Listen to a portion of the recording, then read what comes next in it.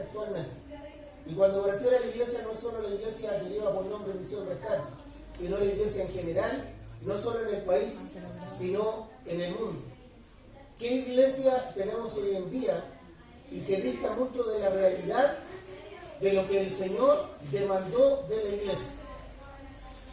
Por eso cuando leemos Jeremías 44:23, dice ahí claramente que ofrecisteis incienso y pecaste contra Jehová.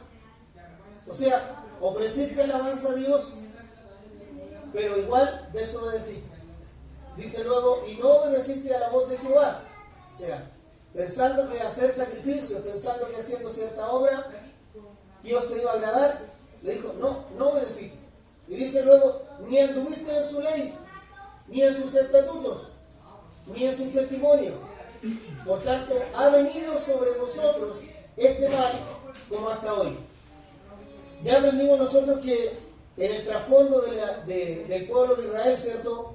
Vemos Jeremías que Dios lo planta dentro de Israel con una misión, un propósito. Es un pueblo que se ha mezclado, es un pueblo que ha abandonado la palabra de Dios y que cree que por hacer ciertos sacrificios Dios se va a agradar. Durante el transcurso de este tiempo, Dios permite que sean esclavizados, que los invadan pueblos paganos. Y el pueblo de Israel, más que volverse a Dios por arrepentimiento, solamente se vuelve por el remordimiento de entender que le ha fallado, pero vuelven a las prácticas antiguas de seguir desobedeciendo a Dios. Y ya por ahí en un tiempo donde Jeremías vio que Dios levanta a un rey llamado Josías, dice, bueno, ahora va a venir este tiempo de cambio. Y Jeremías establece una especie de reforma, ¿cierto?, a la luz de la palabra de Dios, pero el pueblo vuelve a pecar. Ahí es donde van a aparecer los egipcios, y va a venir de parte de Dios un castigo para el pueblo de Israel, que los va a llevar nuevamente esclavos. Pero no solo eso, hermano, sino que ahora, fíjese lo que va a pasar con el pueblo de Israel. El pueblo de Israel va a pedir ayuda a los egipcios. Fíjese, el pueblo de Israel pide ayuda a los egipcios. ¿Y los egipcios qué tipo de características tenían? Primero que todo, dictaban mucho del Dios de Israel. Ellos pensaban en hombres, por ejemplo, como el faraón, que eran dioses. Y tenían un dios principal que era el dios Ra, el dios Sol. Pero no solo eso, también tenían diosas. Y también tenían hijos de esos dioses. Por lo tanto, donde va a pedir ayuda a Israel no es el lugar más apropiado. Y fíjense que hoy en día, eso también nosotros lo vamos a ver en la iglesia de Dios, en la iglesia del Señor, en la iglesia de Jesucristo, en la iglesia que Dios lavó con su sangre, porque también nosotros muchas veces buscamos ayuda en Egipto. Y lo vamos a conocer hoy día. En primer lugar,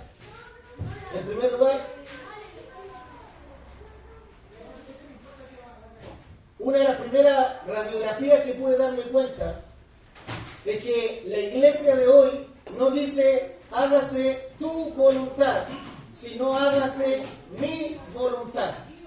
¿Cuántos están de acuerdo con eso? Si no se está informando, si usted no ve televisión, si usted no escucha radio respecto a la iglesia, entonces usted no está entendiendo que hoy día no se dice hágase tu voluntad, sino hágase mi voluntad. Al fin de los 70, principios de los 80, vemos en Toronto, ¿cierto?, en Canadá, la unción del costalazo, o la unción del porrazo, o la unción de la caída. Que la persona caía, no sentía nada, se levantaba, entonces nada más nada es igual a nada. Pero eso se le anuncia a Dios. Dios nunca creó algo para la nada. Dios a todo le da un propósito. Entonces se formó de eso una doctrina, ¿cierto?, que supuestamente era la unción de la caída, donde personas tenían comportamiento animalesco, que aullaban como perros o cosas parecidas, y supuestamente eso era parte de la unción de Dios sobre la vida. Era el supuesto avivamiento de parte de Dios que venía sobre ese lugar. Pero también durante esa época se levantan muchos pseudo predicadores y pseudo pastores y pseudo evangelistas, como Kenneth Copeland, Kenneth Hagin, etcétera, etcétera, Morris Cerullo, Benny Hinn, que van a enseñar que de alguna manera uno no tiene que pedir por la voluntad de Dios, sino decretar y Dios hará. Los decretos de Dios son ineludibles. Los decretos de Dios se cumplen. Pero los decretos de Dios, la palabra de Dios, no lo que nosotros digamos. Por eso el Señor fue pertinente en el momento y fue tajante. Hágase tu voluntad. La voluntad de Dios Padre. Entonces, cuando nace toda esta doctrina, había en la iglesia alguna especie de sentir como que necesitamos algo para avivar a la iglesia. ¿Y qué mejor que traer pensamientos filosóficos o pensamientos de la nueva era o de la metafísica, donde enseñan que lo que tú digas, eso se ha de cumplir? Hermano, si usted abre el horóscopo, ¿cuántas de las cosas que dice el horóscopo no son realidad? Juegan a la chunte con la gente. Y la gente sigue creyendo. Hágase mi voluntad es la doctrina de hoy. Por eso que a la gente le fascina que le prediquen autosuperación, que más que tener un pastor adelante, tenga un coach motivacional que lo incentive para que supere sus trancas, supere sus problemas de autoestima y llegue a cumplir con sus metas y sus planes en la vida. Hermano, tenga muy claro algo. Dios no está para llevar a cabo nuestros éxitos. Dios no está para cumplir con nuestros éxitos. Dios nos ha dado vida para cumplir sus propósitos en nosotros. Amén. Es muy distinto. Quizá usted tiene muchas metas en la vida, pero muchas de ellas no son parte del propósito de Dios para usted. Y por más que pelee y que luche, usted se va a enfermar del colon, se va a enfermar del sistema nervioso, todo lo que quiera. Quizá hasta le puede provocar un cáncer. Pero eso no se va a cumplir en su vida si es que usted es verdaderamente un hijo o una hija de Dios. Todo plan de Dios en nuestra vida se ha de cumplir según el orden que Él ha puesto antes de la fundación del mundo. Pues no existe ningún propósito en la vida que se cumpla cuando decimos hágase mi voluntad. Por eso no estoy de acuerdo bajo ningún punto de vista que hoy día se mencione y que se cite como a la luz de la Escritura la palabra alinearse con la voluntad de Dios. Porque el alinearse no tiene que ver con un concepto militar, sino con un concepto que tiene que ver con el esoterismo y la brujería. Donde usted se alinea con los astros. Y cuando usted se alinea con los astros, entonces ahí se cumplen las cosas. Dios no es así, hermano. Usted no tiene que alinearse con la voluntad de Dios. Usted tiene que hacer efectiva en su vida la voluntad de Dios. Por eso que el término que se usa hoy es hágase mi voluntad. Y ahí se establece un término que hoy es muy usado, que se llama el reino ahora. Hoy día, hermanos, no se predica Cristo viene. No se habla prepárate que Cristo viene. Hoy día se habla queremos el reino de Dios ahora. Decimos que no somos testigos de Jehová. Pero cuando usted estudia las doctrinas principales de la Watchtower o de la Torre Vigía, los testigos de Jehová, usted va a entender que ellos, uno de sus principales argumentos es que ven que los 144,000 testigos de Jehová van a preparar y van a establecer en este lugar el reino para que Jehová venga a reinar por los siglos de los siglos. Y todos estos apóstatas y profanos, porque no son ni apóstoles ni profetas, nos enseñan que hay que llamar el reino de Dios ahora. El reino de Dios se ha cumplido cuando Cristo Jesús vino a la tierra, hermano. Él es el reino de Dios entre nosotros. Y nosotros o estamos en el reino de Dios según su voluntad o no estamos. O somos hijos de Dios o no lo somos. Dios no se anda con ambigüedades ni con simpatizantes. Dios no tiene admiradores. Dios tiene hijos. Dios tiene hijas. Por eso que este concepto, hermano, que venía a mi mente, hágase mi voluntad, es lo que podemos apreciar nosotros cuando vemos Jeremías capítulo 44.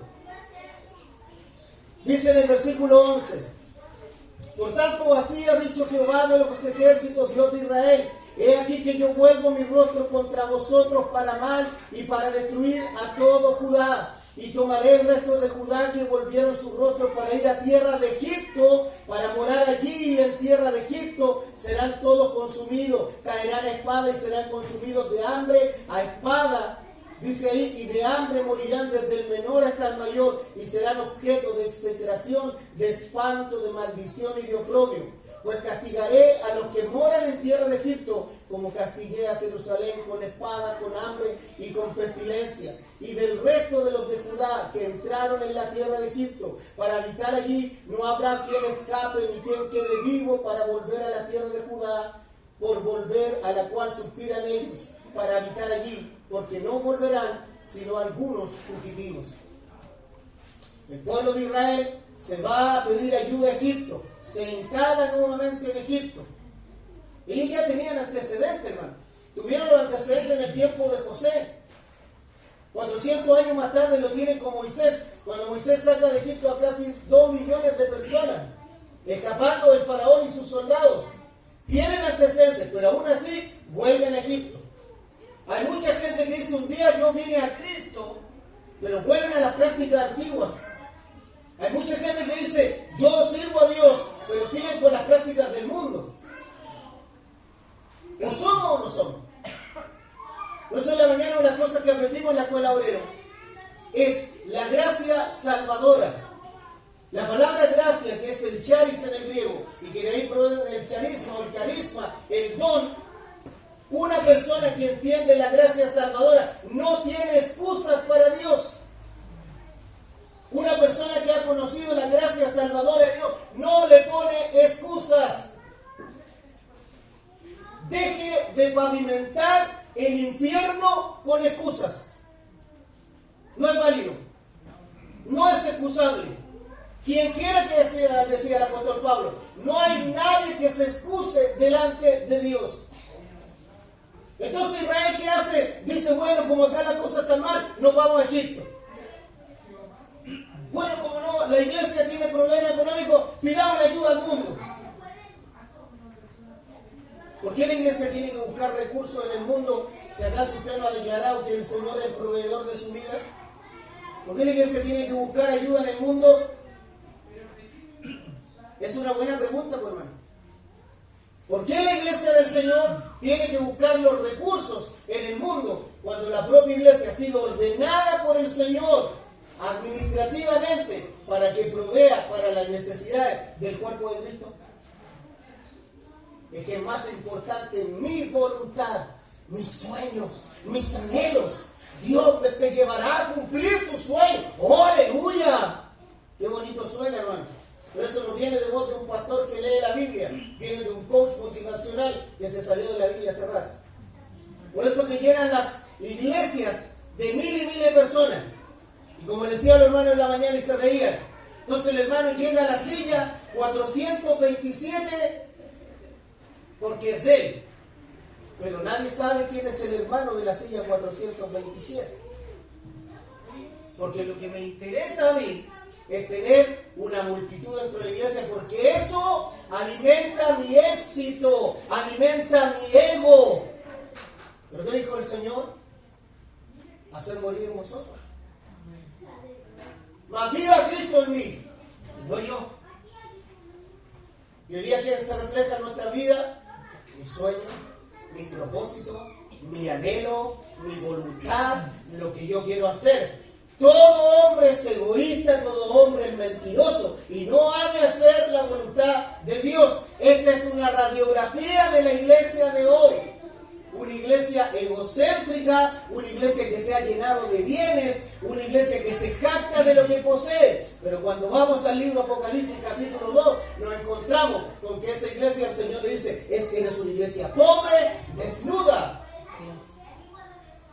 Es la radiografía que tenemos de la iglesia, hermano. Esa es la iglesia que tenemos hoy. No es una iglesia que se agolpa a las calles hoy para predicar el evangelio. Es una iglesia que se agolpa a los congresos, a los seminarios, y vamos para allá y para acá, y alimentemos, alimentemos. Mientras hay afuera pueblo sin Dios que se muere de hambre, porque el pueblo de Dios está obeso y no se puede mover para predicar el evangelio. Amén. Esa es la radiografía de la iglesia. ¿A quién le importó el Tedeum evangélico? A nadie, hermano. A nadie. Políticamente, a nadie. Y bíblicamente no impactó a nadie. No hay vidas cambiadas transformada por el poder de Dios, sino un simple espectáculo. La iglesia evangélica de hoy se ha sumado al show del mundo. Hoy día tenemos profesionales en la iglesia, hermano. Hoy día tenemos profesionales. Unos días atrás alguien me decía, oiga, pero si yo tomo este curso, ¿es acreditado para alguna institución? Dígame acaso usted, hermano, usted para ser diácono, usted para ser pastor, para ser maestro de escuela dominical, ¿usted necesita que una institución lo acredite? ¿Acaso el llamado de Dios no vale? ¿Acaso el llamado que Dios hizo sobre su vida no vale? ¿La unción que Dios colocó en su vida, eso no vale? ¿Usted necesita un cartón? El llamado lo hace Dios, hermano, no la Universidad de Harvard, no un seminario bíblico. El llamado lo hace Dios sobre las personas. Por eso que al decir, hágase mi voluntad, quiero que las cosas se hagan a mi manera. Y por eso hoy la iglesia se ha mundanalizado. La iglesia hoy día no es una iglesia que sufre por el evangelio, hermano. La iglesia hoy día no sufre por el evangelio. Por eso que antes de decidir, hermano, antes de tomar una decisión, ¿cuál es la voluntad de Dios sobre mi vida? ¿Usted le ha preguntado alguna vez al Señor en oración? ¿Cuál es tu voluntad, Señor? No, es que yo quiero, es que es lo que siempre he soñado y quiero y lo que anhelo. Entonces viene esa esquizofrenia evangélica. ¡Oh, Señor, ahora! Entonces ya no tenemos predicadores, tenemos gritones en la iglesia. Y queremos que mientras más gritamos, más presencia de Dios. Y si le colocamos un poquito de lengua extraña, entonces ahí ya el mensaje es certero. Hágase mi voluntad, dicen aquellos que están lejos de Dios. ¿Cómo puedo reconocer entonces la voluntad de Dios? Si usted no tiene comunión diaria, si yo no tengo comunión diaria con el Señor, si no abro la Escritura diariamente, si no me levanto de madrugada donde nadie me molesta a leer la palabra de Dios, ¿en qué momento tengo comunión con Dios? Si en el día estoy afanado en todos los quehaceres. Si usted solamente se presenta un domingo por la tarde a escuchar palabra de Dios, ¿en qué momento tiene comunión con Dios? ¿En qué momento es instruido por la palabra de Dios?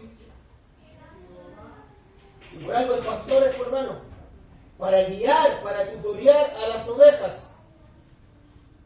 Pero es más importante que se haga mi voluntad. ¿Qué tiene que meterse el pastor en mi vida? Hermano, lo que usted haga con su vida, bien por usted. Si le resulta bien y si le va mal, mal por usted.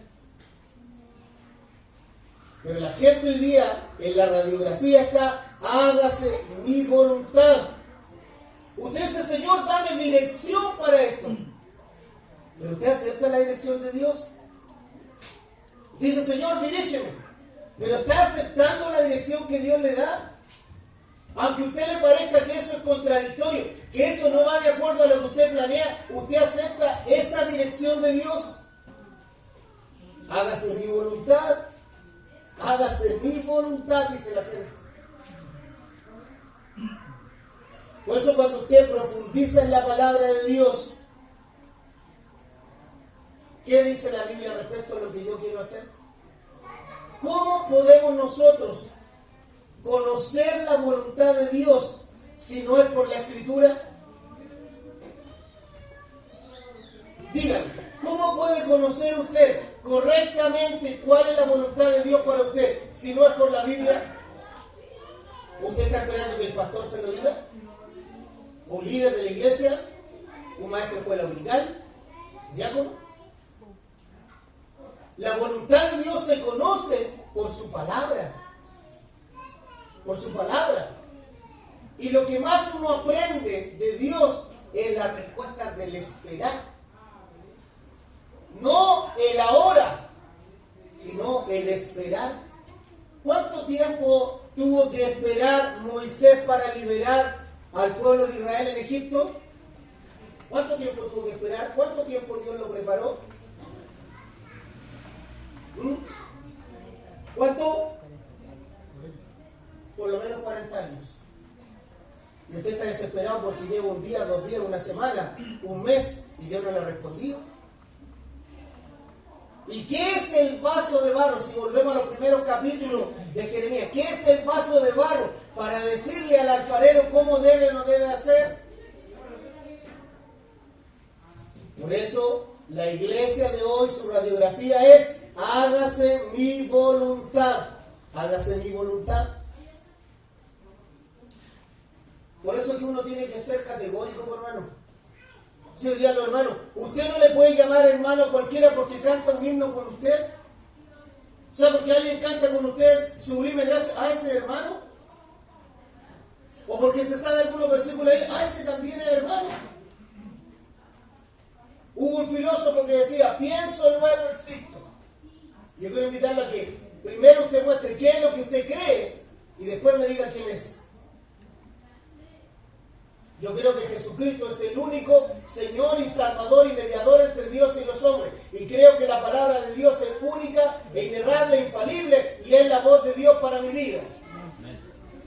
Y creo que todo hombre es mentiroso. El corazón del ser humano es engañoso.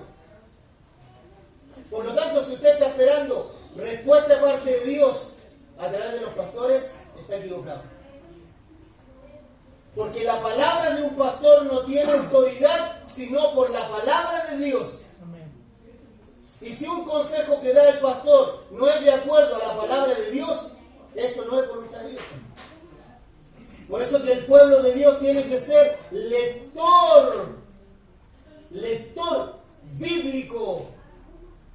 Para tener respuestas bíblicas hay que ser hombres y mujeres bíblicos. Si no, no diga que la Biblia es la única regla de fe y conducta.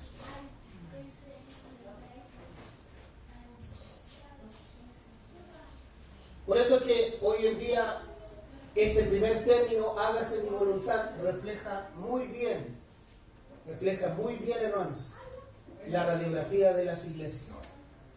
Por eso que hoy día en la iglesia no tenemos consejeros bíblicos, sino que tenemos psicólogos.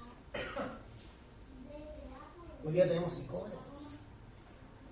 Hoy día no tenemos la regeneración del Espíritu Santo y la santificación en nuestra vida. Hoy día lo que tenemos es sanidad interior. Eso es lo que tenemos hoy en día. Entonces ustedes lo someten a un proceso casi de hipnotismo, donde lo lleva a una especie de retiro, de preencuentro, encuentro, recontraencuentro, archiencuentro, y ahí usted ya está sanado. Lo mismo que hace la iglesia evangélica, lo hace la iglesia católica. Los mismos conciertos que hacen los evangélicos, lo hacen los católicos. Lo mismo. Es que en la forma pareciera ser lo mismo, pero no somos los mismos. Por eso yo no puedo llamar hermano a un católico.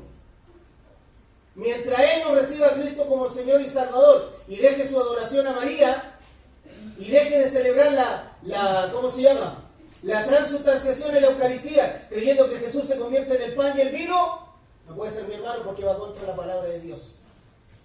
Lo mismo que hacían los egipcios. Toda la práctica de la Eucaristía que hace la Iglesia Católica viene del tiempo local de los egipcios. El sacerdote egipcio levantaba la hostia al dios Sol, y el dios Sol, el dios Ra, se transformaba en el pan y el vino. Y también tenía su confesionario, igual como lo tiene la Iglesia Católica. Si Lutero ya estuviera presente en este tiempo, se moriría de nuevo al ver cómo los luteranos se han unido a los católicos, porque no son nuestros hermanos.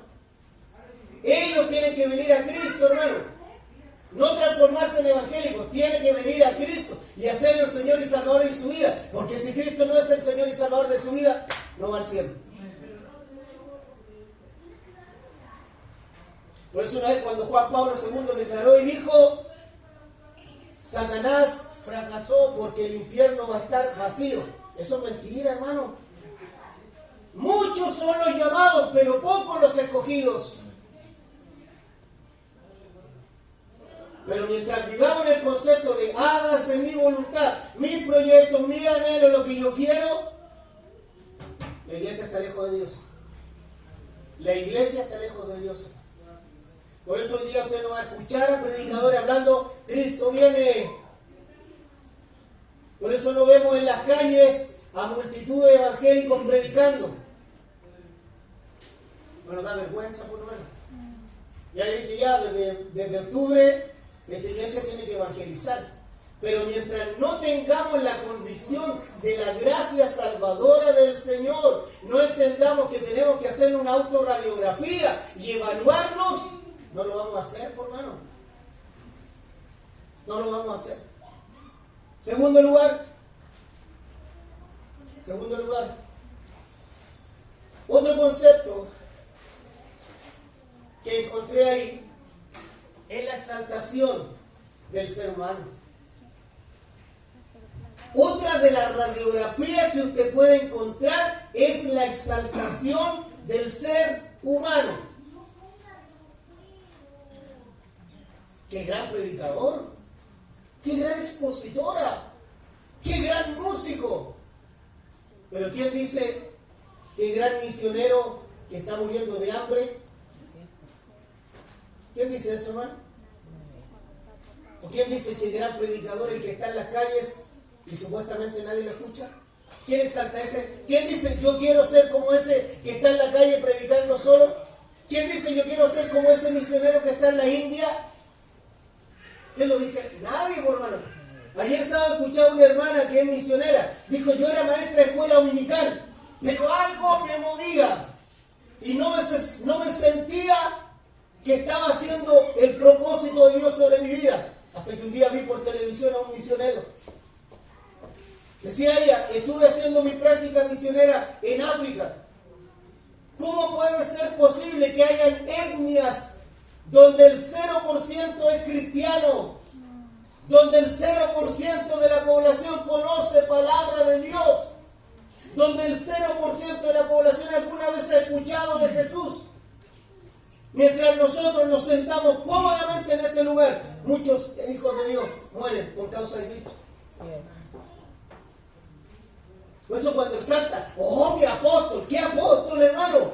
Oh el profeta, ¿qué profeta, hermano? Los profetas de Dios morían por causa de Cristo. Amén. ¿O no fue así con Juan el Bautista? Amén.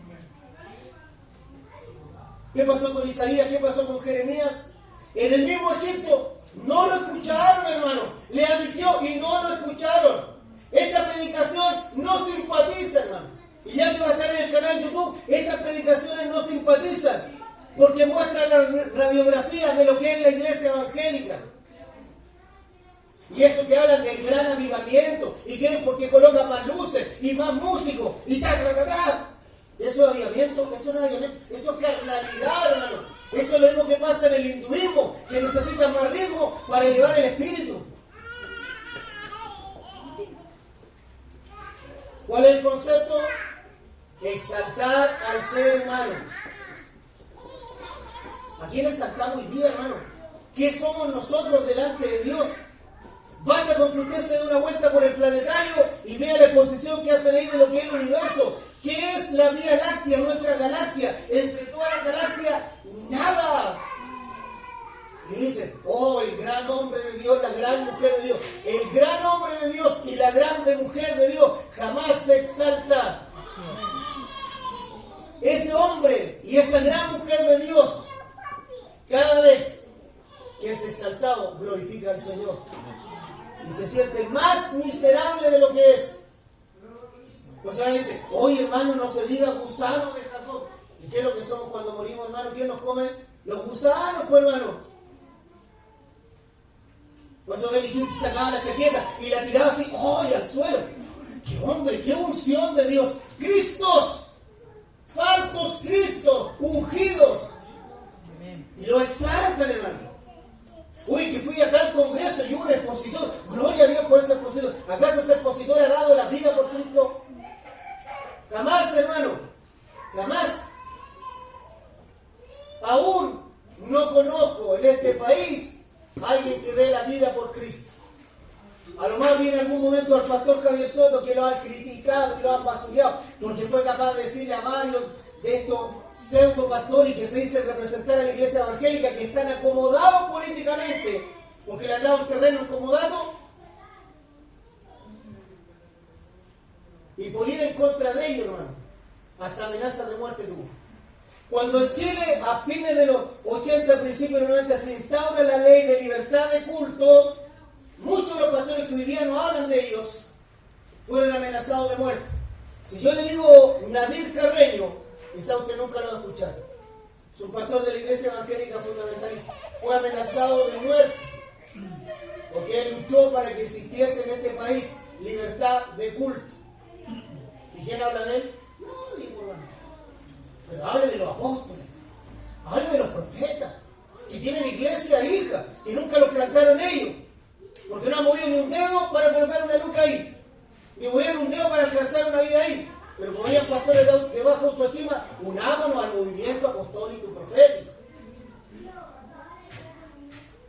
¿De qué estamos hablando ahí? De exaltar al ser humano.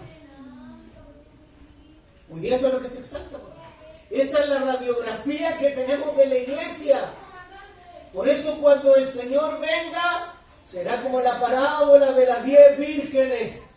Habían 5 que no estaban preparadas, que estaban durmiendo, que estaban en los laureles, que estaban en otra cosa, menos con su lámpara llena, menos haciendo la voluntad de Dios, menos permanecer.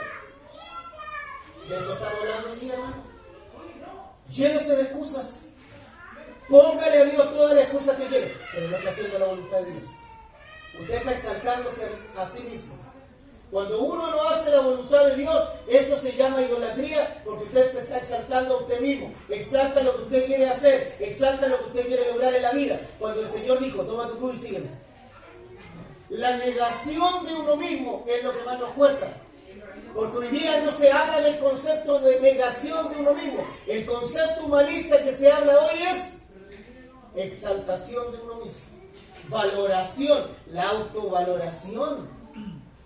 Usted lo ve en las nuevas modelos que existen de psicología, lo ve en los nuevos modelos de convivencia escolar, la autovaloración. Y el negarse uno por los demás, ¿dónde está? ¿Dónde diríamos está ese marco filosófico que tiene que ver con respecto a la palabra de Dios? Nos enseña, hermano. Nos enseña. Porque esto no se ajusta a los preceptos ni a los principios mundanales. La palabra de Dios nunca se ajustará al mundo. Por eso cuando el mundo a usted lo aplauda, usted está lejos de Dios. Cuando el mundo aplaude a la iglesia está lejos de Dios. Así es. ¿Y qué quiere que nos persigan? Bueno sería, por hermano. Porque nos mantendríamos más orando. Pensaríamos menos que a ese pecado. Estaríamos haciendo la voluntad de Dios. Usted estaría evangelizando porque sabe que el tiempo es corto. Pero como cree que el tiempo avanza y no tiene fin, y que Cristo no viene todavía y se demora, entonces está afanado en otras cosas. Exaltando al ser humano. Fíjese en Jeremías 44:15. Entonces todos los que sabían que sus mujeres habían ofrecido incienso a dioses ajenos, y todas las mujeres que estaban presentes, una gran concurrencia, y todo el pueblo que habitaba en tierra de Egipto, en Patros, respondieron a Jeremías diciendo: la palabra que nos has hablado en nombre de Jehová, no la oiremos de ti. No la oiremos de ti, por hermano. ¿Qué escuchamos? Lo que escuchaba el que de un evangelio. ¿Qué es lo que escuchó usted? Usted no escuchó pastores predicando la palabra. Escuchó a personas políticas protocolizadas en sus discursos. Discursos ya revisados de antemano para que no ofendieran a nadie. ¿Quién dijo que la palabra de Dios tiene que agradarle al ser humano? La palabra de Dios exhorta, anima, corrige. Porque dice, toda la escritura es inspirada por Dios y útil para enseñar. Y dice luego para redarguir. ¿Y qué es la palabra redarguir? Convencer. ¿Con qué? Con argumentos. ¿Por qué no hubo ninguno que convenciera con argumentos bíblicos que el presidente de este país no hace la voluntad de Dios? Y que esta semana fue capaz por primera vez un presidente de la República meter una imagen de la Virgen de Fátima a los palacios de gobierno. Un hombre que está lejos de Dios, desesperado porque alguien le tienda la mano. Pero sepa el presidente de este país que mientras no se vuelva a la escritura, a la palabra de Dios, voz de Dios no va a escuchar. Y mientras esté rodeado de pastores antibíblicos, menos lo va a tener. Exaltamos al ser humano, pues. Oye, qué gran presidente. Bueno, el discurso que hicieron hoy día los pastores, esta palabra conciliadora, este mensaje que lleva a la unidad del país, correcto. ¿De qué estamos hablando, hermano? ¿Cuál es la radiografía que tenemos como evangélicos? Hay que llevar un poquitito a que se dé una vuelta al Chile de 1850 o de 1870, donde en la propia plaza de armas le pegaban a los canutos, a las figuras de Canut. O hay que llevarlo ahí al Cerro Santa Lucía, donde está el monolito ahí, en honor a todos aquellos que fueron enterrados en el antiguo basural, porque no eran católicos. Hay que llevarlo a darse una vuelta por la historia de Chile, por hermano. Es que la historia de Chile que nosotros leemos de escritores católicos, pero dése una vueltita por la Biblioteca Nacional y busquen la otra historia, la historia paralela. Se exalta el ser humano hoy día, por hermano. Si total, mientras mi guatita esté llena y mi bolsillo esté con platita, ni un problema. Hermano, Jehová es mi proveedor. Él es mi proveedor. No un ser humano. Dios me dio un trabajo, no el ser humano. Dios me mantiene ahí hasta que Él quiera. Y si no, Él me saca de ahí y me lleva a otro lugar. Pero dejemos de vivir como vive el mundo, pensando porque yo le sobo el lomo al jefe, voy a cuidar mi pega. El día que usted menos lo espere, y se acabó. Que ahí quedaron todos los años de servicio y bla bla, y que yo aquí hice esto por el colegio y por la empresa. Deje de exaltarse, hermano. Entienda que Dios le llevó a ese lugar con un propósito y nada más. Y el propósito es exaltar a Cristo en ese lugar. Exaltando al ser humano. Fíjense, dentro de todos los conceptos que encontré, me llamaba mucho la atención lo siguiente, hermano. Versículo 17. Sino que ciertamente podremos por obra toda palabra que ha salido de nuestra boca para ofrecer incienso a la reina del cielo. A la reina del cielo, hermano. Existía en esa época Astaret o Astarot, que era la esposa de Baal. Y a ella le ofrecían tributo y el pueblo de Israel cayó en lo mismo. Hacían tortas con miel, flor de harina, etcétera, de forma plana y redonda. ¿Ha escuchado algo parecido, no?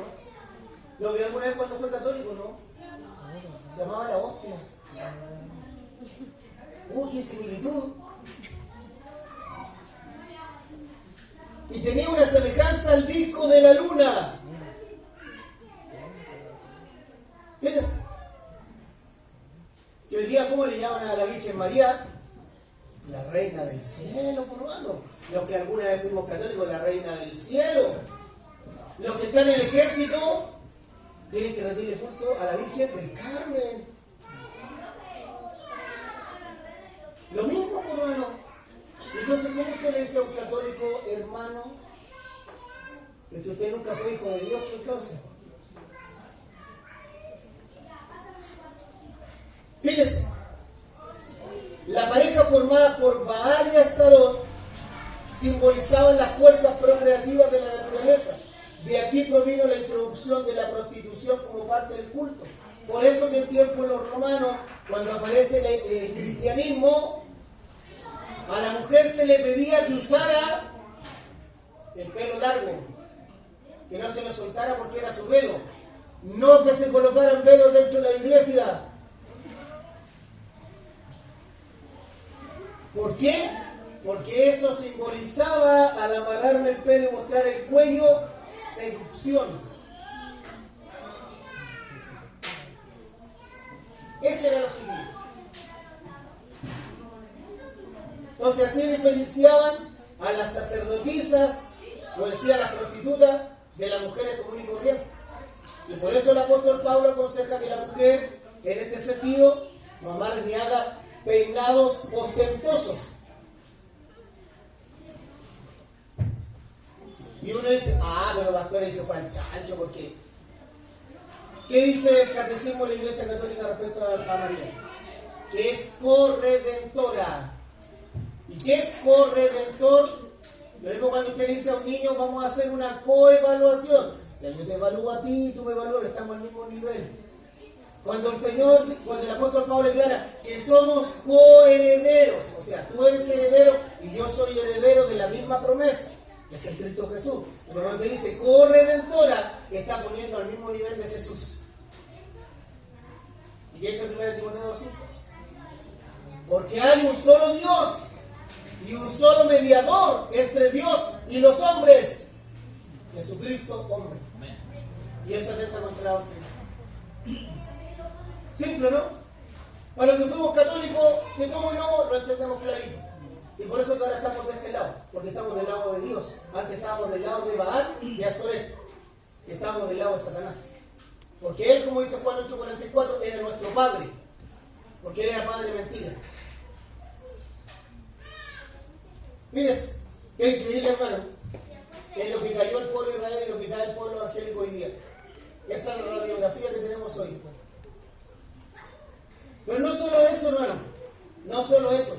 Otra de las radiografías que uno encuentra es la idolatría. La idolatría, hermano. Dice, pero nosotros acá en la iglesia no tenemos imágenes. Es que no tiene que ver con imágenes, hermano. Esto tiene que ver con el libro de Romanos. Pero ya vamos a ir a él porque primero vamos a leer lo que pasa con el pueblo de Israel. Jeremías 44:20. Y habló Jeremías a todo el pueblo, a los hombres y a las mujeres y a todo el pueblo que le había respondido esto, diciendo: ¿no se ha acordado Jehová y no ha venido a su memoria el incienso que ofreciste en la ciudad de Judá y en las calles de Jerusalén, vosotros y vuestros padres, vuestros reyes y vuestros príncipes y el pueblo de la tierra? Y no pudo sufrirlo más Jehová a causa de la maldad de vuestras obras, a causa de las abominaciones que habíais hecho. Por tanto, vuestra tierra fue puesta en asolamiento, en espanto y en maldición hasta quedar sin morador como está hoy. Porque ofreciste incienso y pecaste contra Jehová, y no ofreciste a la voz de Jehová, ni anduvisteis en su ley, ni en sus estatutos, ni en sus testimonios. Por tanto, ha venido sobre vosotros este mal como hasta hoy. Y dijo Jeremías a todo el pueblo y a todas las mujeres: oíd palabra de Jehová, todos los de Judá que estáis en tierra de Egipto. Así ha hablado Jehová de los ejércitos, Dios de Israel, diciendo: vosotros y vuestras mujeres hablasteis con vuestras bocas y con vuestras manos lo ejecutasteis, diciendo: cumpliremos efectivamente nuestros votos que hicimos de ofrecer incienso a la reina del cielo y de derramarle libaciones. Confirmáis a la verdad vuestros votos y ponéis vuestros votos por obra. Todos los que se pusieron de acuerdo en contra de la voluntad de Dios, lo hicieron, por hermano. Entonces, ¿qué es la idolatría? Es cuando ponemos otras cosas a la altura de Dios. Usted no llega atrasado a su trabajo, pero sí llega atrasado a un culto. Usted no falta al trabajo, pero sí falta un culto. Usted no deja de leer los documentos que están en su trabajo, porque eso es parte de él, pero sí deja de leer la palabra de Dios. Usted puede dedicarle tiempo al almuerzo, que es sagrado, al desayuno, que es sagrado, pero no es sagrado, tiempo bíblico, tiempo de ayuno. Usted puede dedicarle tiempo al esparcimiento, al tiempo con la familia, pero no tiene tiempo para congregarse. Eso es idolatría. Porque el congregarse no es una opción, es un mandato. Hebreos capítulo 10, versículo 25. como algunos que tienen por costumbre no congregarse. Yo decía en la mañana a los hermanos, ¿cómo sé yo cuál es el propósito de Dios? ¿Cómo entiendo yo? Miren, se lo voy a decir de otra manera. ¿Para qué ora? ¿Para qué lee la Biblia? O principalmente, ¿para qué se congrega? Si supuestamente usted ya es salvo. ¿Para qué? ¿Para qué nos reunimos en este lugar si ya somos salvos? Si Dios ya nos salvó. ¿Para qué, hermano? ¿Por qué no vemos la predicación desde cámara en la casa? Porque no puede haber iglesia, hermano, si no hay comunión de iglesia. No puede haber iglesia, hermano. Usted no puede decir, hermano o hermana querida, usted no puede decir que usted es cuerpo de Cristo si no se congrega, hermano. Si usted prefiere llamar a su familiar y llama a los mundanos y nunca llama a un hermano de la iglesia para saber cómo está. Entonces, ¿qué comunión hay? ¿Qué iglesia somos? Esa es una radiografía de la idolatría de la iglesia. Hay cosas más importantes que la iglesia del Señor. Yo hago mis quehaceres diarios, tengo mi trabajo secular, me tengo que dirigir allá, cumplir con lo que se me obliga por contrato, lo hago. Pero lo más importante para mí es la iglesia del Señor. No porque sea el pastor, es porque es la iglesia del Señor. Por eso habla la palabra de Dios, prefiriéndonos unos a otros. ¿Cómo el mundo conocerá que somos del Señor? ¿Qué dijo el Señor en Juan capítulo 17 cuando oró? Para que todos sean uno. Unidad. ¿Y dónde está la unidad de la iglesia del Señor? Y la iglesia está dispersa. Hoy día hay hermanos que se pueden excusar por distintos motivos y no están acá. Pero eso no es excusa para Dios, hermano. Eso no es excusa para Dios. Una persona que ha conocido la gracia salvadora prefiere antes que todo estar en la iglesia. Idolatría, por hermano. Idolatría. Anoche estábamos con mi esposa y su hermano, su cuñada, mi suegro, y discutíamos temas, por hermano. Yo le decía, esta es la radiografía hoy día de la iglesia. Esta es la radiografía hoy día de la iglesia.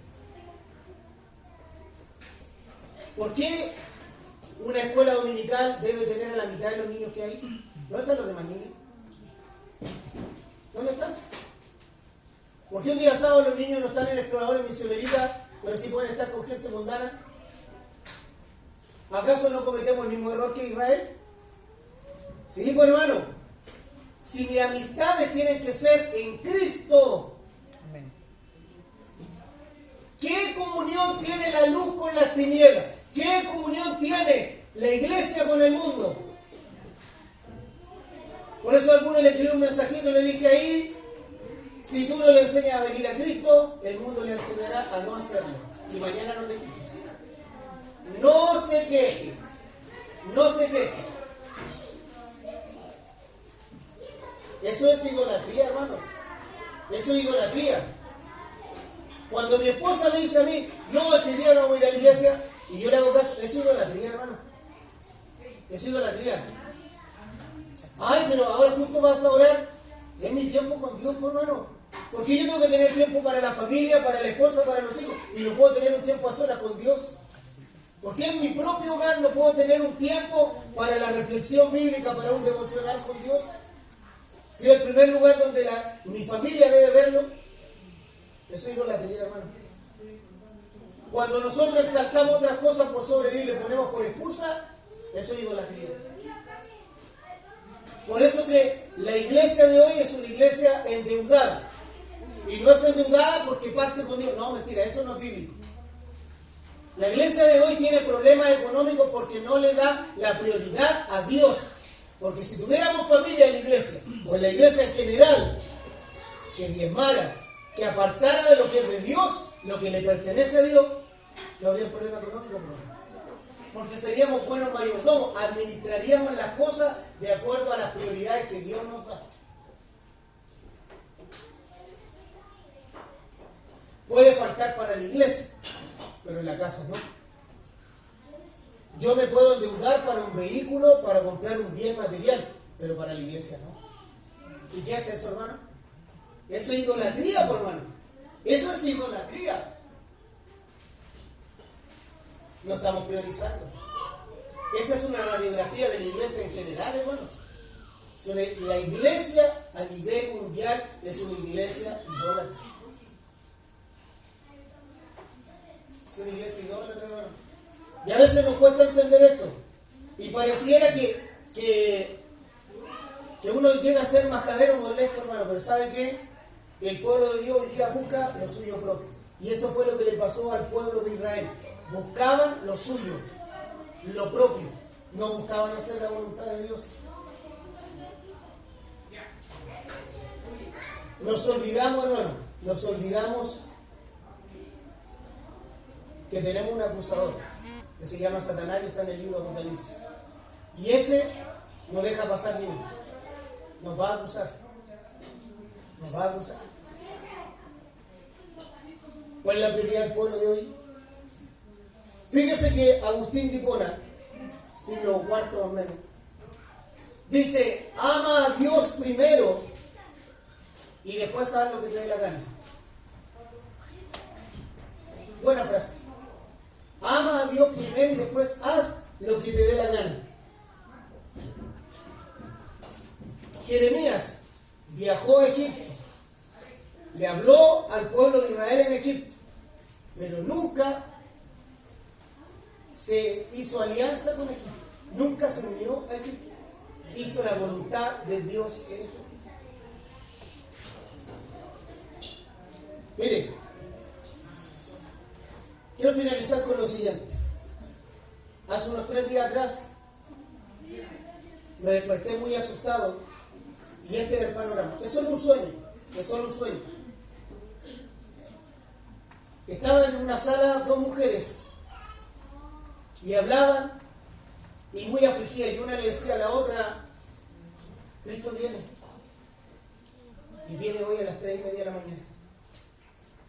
Cuando yo lo escuché en el sueño, hermano, me tiré de rodillas y me puse a orar y clamaba al Señor con un desgarro que no me importaba toda la gente que circulaba por ahí, por ese lugar. Yo le tengo una mala noticia, hermano. Cristo viene. Y viene en la hora que usted menos lo espera. Y si no está preparado, usted no se va con el Señor al cielo. Porque ¿quiénes están preparados? Los que han sido salvados genuinamente. El que entiende la gracia salvadora de Dios está siempre preparado para la venida del Señor o para el día de su muerte. Cristo viene, hermanos. Cristo viene. Y en la radiografía de la iglesia se muestra que la iglesia no está preparada. La iglesia está en sus asuntos. La iglesia está en sus problemas. La iglesia está metida en sus propios asuntos, pero no en los problemas y en los asuntos que convocan a la iglesia del Señor, que es predicar el Evangelio y hacer discípulos a todas las naciones. ¿Y qué está haciendo usted? ¿A dónde quedó la pasión que usted alguna vez tuvo por Cristo? ¿A dónde está la pasión que algún día usted le dijo al Señor: por ti, Señor, iré a tal lugar, por ti, Señor, no voy a callar? ¿Dónde está eso? Estudié en la universidad, pastor. Estudié en el trabajo, me dieron más pega, pastor. Y todo eso. Y llego muy cansado, pastor. ¿Y usted va a dejar que su compañero de trabajo muera sin Cristo? ¿Ese es el amor al prójimo como a uno mismo? ¿Usted va a dejar que su compañera de colegio o de instituto parta la eternidad sin Cristo porque usted no tiene tiempo para predicar el Evangelio? ¿Qué entiende entonces por la gracia salvadora de Dios, por hermano? Es que la radiografía de la iglesia es una radiografía de un corazón idólatra, de un corazón que se exalta a sí mismo, de un corazón que quiere hacer su propia voluntad. Por eso, ¿en qué se mantiene hoy día la iglesia? En puro show. Vamos al concierto tanto, vamos allá. Oh, exaltemos a este. Y pura entretención. Falta que hagan una fantasilante evangélico, por hermano. Si ya tenemos las discos cristianas o las cristotecas, hagamos un fantasilante evangélico, por hermano. Esa es la radiografía de la iglesia, hermano. Y no le voy a citar el libro Apocalipsis, pero si lo lee de ahí el capítulo 2 en adelante, usted se va a encontrar con la iglesia que tenemos actualmente, no solo en Chile, sino en el mundo. ¿Estamos preparados para la venida del Señor? El pueblo de Israel cayó en tremenda condenación, en tremenda ruina, por su desobediencia. Que Dios no nos haya así, hermano. Hoy día es tiempo de arrepentimiento. El arrepentimiento no es por lo que se está diciendo, hermano, o por lo que va a acontecer. El arrepentimiento genuino es por entender quién es Cristo en mi vida. A Él le he fallado. A Él le he fallado y a nadie más. A Él que murió por mí en la cruz. A Él le he fallado. A Él que se humilló hasta lo sumo. A Él es al que yo tengo que exaltar. Póngase de pie, por favor. Póngase de pie. Eterno Dios y Padre Celestial, hoy día estamos delante de tu presencia. Señor, contra ti solo he pecado y he hecho lo malo delante de ti, Señor. Dios mío, el salmista dice: ¿a quién tengo yo en los cielos sino a ti? ¿Quién es el que tiene cuidado de mi vida a diario? Eres tú, Señor. Pero tenemos la vista tan corta. Tenemos la vista tan corta, Señor, que nos olvidamos que el único proveedor de nuestra vida eres tú. Basta que un día lleguemos al médico y nos digan tiene cáncer para que se acaben todos los proyectos. Y quizás va a ser el momento en que vamos a orar con más fervor que nunca. Señor, quita de nuestra vida el hacer nuestra propia voluntad. Quita de nuestra vida el hacer nuestra propia voluntad.